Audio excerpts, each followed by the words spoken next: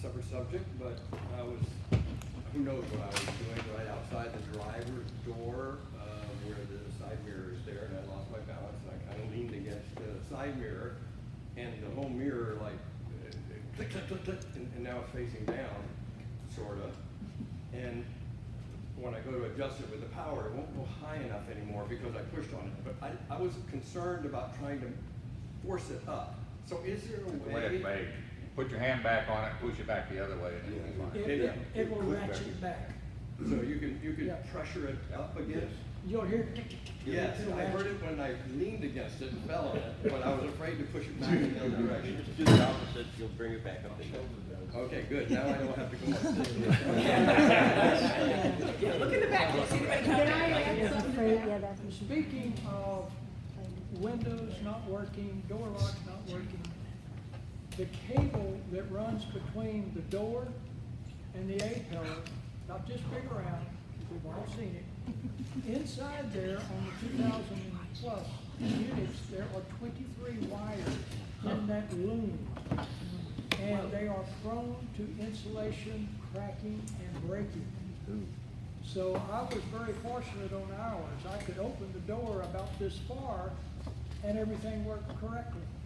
I closed the door and I had weird problems that were undescribable. And of course it was raining cats and dogs and I couldn't get outside. I had to wind up going outside and disconnecting the engine battery because I had lights on every place I couldn't turn off. So if you have weird problems, it's likely you have damaged wires inside that cable. It's not an easy fix. Get you a box of Band-Aids and a six-pack and some wires and some, Well some packed. solder and just, it's not an easy fix, but most likely that's what you'll find is damaged wires in that loom. Yeah, on mine, I had that problem, and my driver's mirror is still not working right. Out of the 23 conductors, I had one that was completely broken, 7 or 8 that were seriously broken in terms of being exposed copper, and the rest of them were okay. I went in and essentially cut in and spliced in some very high conductor count wiring, very flexible wiring.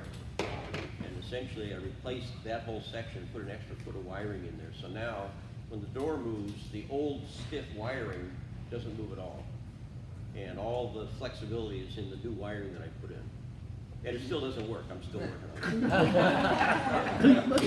it. Going back to the driver door thing, I know on the later ones, I'm not sure about the earlier ones, but where that loom comes into the driver compartment, if you look up under there, a lot of times you'll see a tie wrap holding it to the rack underneath there. If you cut that tie wrap, it'll last a lot Gives you longer. more flexibility. Because what it does with that tie wrap, it bends the wires, and that's what causes them to break. If you cut that loose, then it actually moves back and forth through the door like it's supposed to, like the way Volkswagen designed it.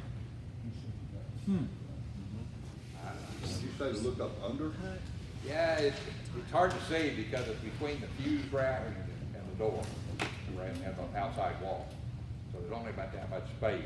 You gotta look up in there, and it's hard to get any dikes up in there to cut that tire wrap. But you could drop the fuse rack down, but Then you're asking for trouble. It's a pain. Yeah. I took mine off when it had, I don't know, 20,000 miles or less on it, and I haven't had any problem with the wires yet. In R99, which we don't own any longer, but an R99 did not have the Magnum Shooters, which was an aftermarket for that year, between the coach door and the door jam. And we just had the wire bundle running through there, and eventually. Same thing. Same thing. The wire actually inside the door is where it broke.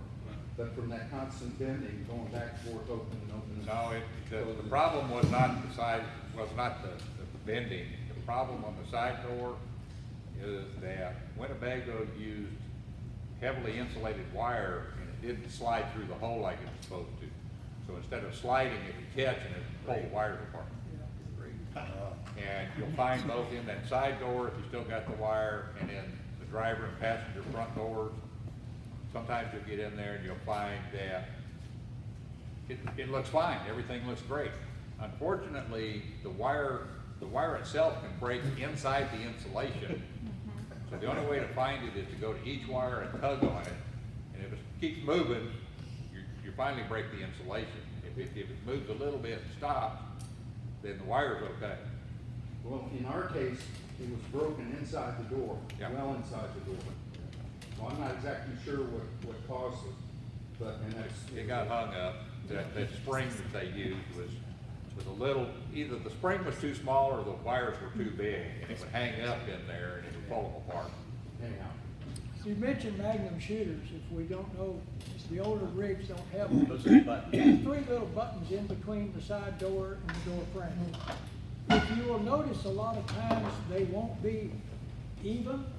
One of them will be back like this. What you do, it's very, very easy to get those even again. Phillips screwdriver, pull the one out carefully because sometimes the connectors are not connected real well. There's a very small nylon nut that you can spin with your finger and get the connectors even again, and then put it back together, and that's all it takes. Wow, good enough. And clean the contacts. Yeah, clean the contact Oh, yeah. with something. The best thing for cleaning contacts is pencil eraser. Works very well. With what now? Pencil eraser. I was gonna say, that's what I Yes, sir. use.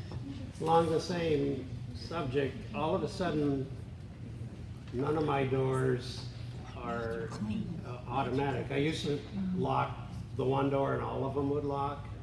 Now none of them, but I can do it manually. Is that one of those wires coming through the Yeah, side? Possible. probably likely. Probably in that. Very likely.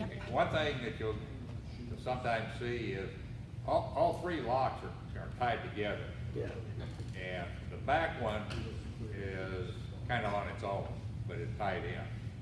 If you lock the driver door and the other 2 lock, then that's right. Yeah. If you lock the passenger door and the other 2 lock, that's okay.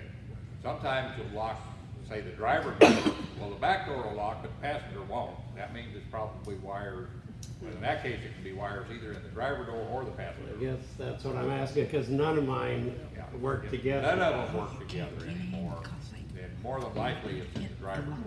That wouldn't be Because a it's fuse kinda or like a basket. anything, right? It wouldn't be a fuse, though, would it? No. No, I don't think Well, I think about it, it Yeah, could be. it could be. You know where the fuse panel is down there Yeah. underneath the dash? There's 22 fuses. Yeah, that's what I Right saw. below that, there's another one that's usually got a cover on. It's got space for like 15 fuses, but there's only like 3 or 4 in there. The fuse that's in space number 10 is the one that goes to the door. Got to dream big, or don't dream at all.